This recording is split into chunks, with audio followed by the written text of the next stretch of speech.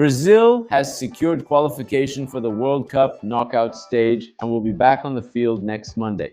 The Brazilian national team played the last round of the group stage on Wednesday night. The national team managed to secure their advancement after a very important and convincing 3-0 victory over Scotland.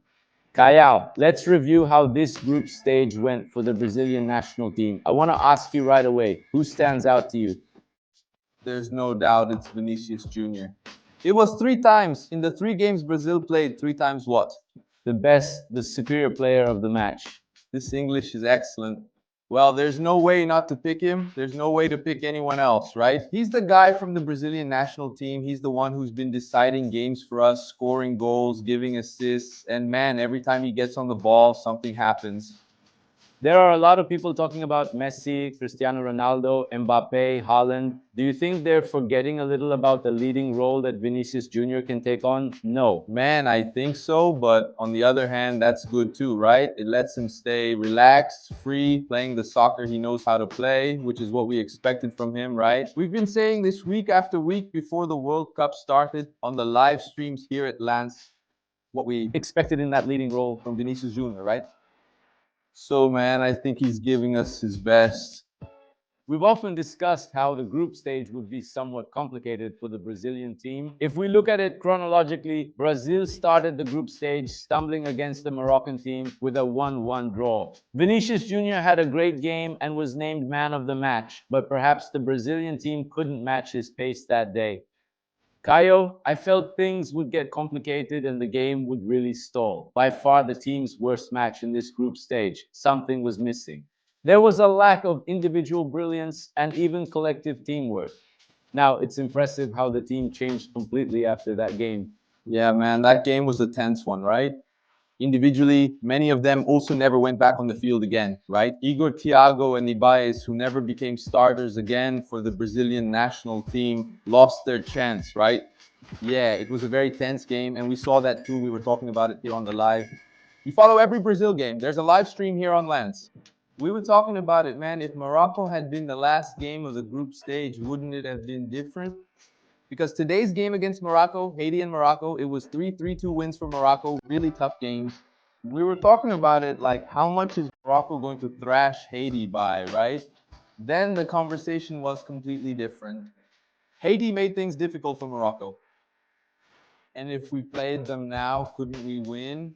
Man, maybe, right? I think the opener, because it's a game with a lot of spotlight and a lot of attention, is the game that obviously we've been waiting for 4 years, especially this World Cup, 3.5 years. But I think it's the same category, a long wait.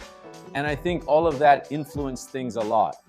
The spotlight is very intense. It's the Brazilian national team, and many players are either in their first or second World Cup, some of whom didn't have much of a leading role or weren't even starters in the last World Cup. So I think it's a different situation for this team. The squad is also very young, so I think all of this ends up interfering a lot when we talk about the debut. But then, like we were saying, man, Brazil started to find their way, right? And I think Antjelotti was very smart to make the changes, realizing that he's not a pragmatic coach. He's a coach who can naturally change from one game to another. He saw that things weren't working in the debut. And then in the second and third games, he managed to keep a slightly different pattern. Would you like to grade this phase or rate Ancelotti's move? Man, Oito. 8.5, right? I think that's a good grade. He was very simple, very simple. And Bands didn't do well, substituted. Thiago didn't perform well, subbed out. That's how it should be. Very simple. As for his rating there, I don't think it's a 9 or 10 because they could use Hendrick more, right? I would like to see him more on the field. But man, it's a really good run of form for the Antelopes. You know, Ancelotti, I'm happy with what I saw, of course, right? Given the circumstances, we won't see it. Brazil playing like France, right? But given the circumstances, it's a good run of goals. For sure, right? I think Antjelotti did well there. It's his first challenge with the national team. He's been in charge of the Brazilian national team for about a year now. So naturally, he's still adapting to this process, but he's doing well. He's building a good process there, a good run of goals. Now, my dear Caio, I also want to bring up something because we're weighing things. Obviously, the scale has a higher side, but it also has a lower side to balance itself. It wasn't a perfect run of goals. There were flaws. Brazil also showed some problems throughout the games.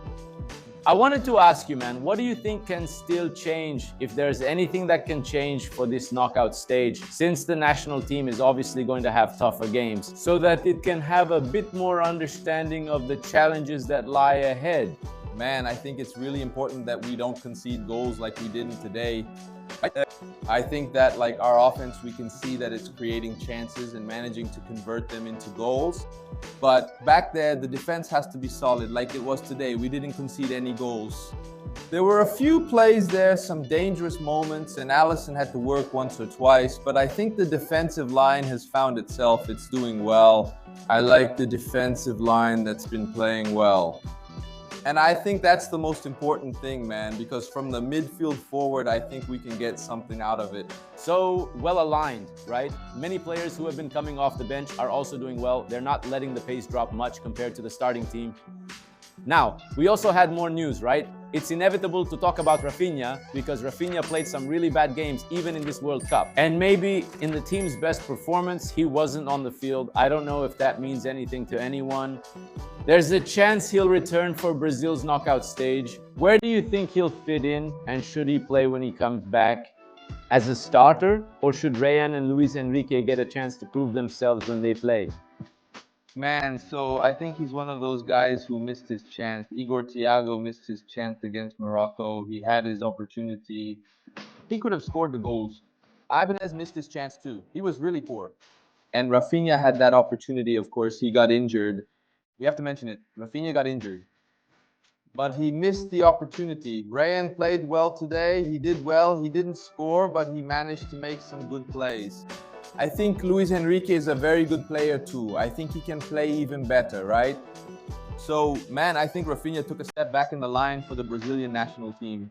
Yeah, let's see how this knockout stage will be for the Brazilian national team. Remember, Brazil will be back on the field on Monday at 2 p.m. Brasilia time. The group standings are still to be decided. We'll have more games this Thursday to determine groups D, E, and F, which is where Brazil's opponent will come from. In Group F, Netherlands, Japan, Sweden, and Tunisia are involved. We still have to find out who will be Brazil's opponent in this round of 32, which is the stage before the round of 16, a new feature for the 2006 World Cup. And now, as we head towards the end, my dear Caio Fernandez, I want to hear from you, my friend. That question, maybe the one that's been asked the most, but I want to hear it from you. Is the sixth title coming? Yes, it is. And look, goals by Hendrik and Neymar in the final. Not believing it, just standing there. And Usado, I've used it since I was a kid, huh? Leave it in the comments here. The former Exa comes and with whose goal? That's it. Well, after reviewing the group stage, the Brazilian team has more positives than negatives to take into the knockout stage. And obviously, we're here hoping and cheering for that sixth title to come, right, Hendrik? Exactly. Everything here on Lance, on the websites, on YouTube, on Instagram. Enjoy it with us. That's it. All our social media, our website, and also our channel here on YouTube with the perfect and complete coverage of this World Cup for you. Don't forget, so subscribe to our channel, turn on the notification bell so you don't miss any updates, and also leave a like on this video. We'll return during the knockout stage with all the latest news and updates on the Brazilian national team in the World Cup.